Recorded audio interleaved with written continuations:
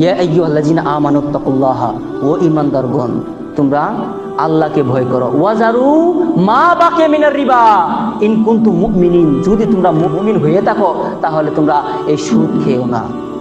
আমাদেরকে আল্লাহ বলছেন, এই যে আপনার 1400 বছর পূর্বে থেকে আজ পর্যন্ত, এই যে আজকে ডেট পর্যন্ত শুধু কি সুদ খেও না, সুদ খেও না, সুদ খেও না, শুধুমাত্র বক্তব্য চলছে, বক্তব্য চলে, তবুও যেন আমাদেরকে মানানো যায় না। এই জন্য আল্লাহ সুবহানাহু ওয়া তাআলা বলছেন কি, ফাইন লাম তাফআলু ফাআযানু বিহারবিন মিনাল্লাহি ওয়া রাসূলিহি।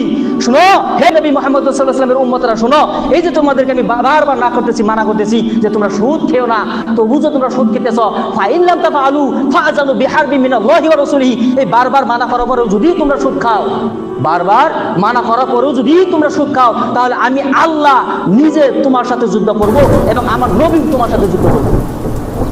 যে ব্যক্তি সুদ খায় এর সাথে আল্লাহ যুদ্ধ করবে, আল্লাহ।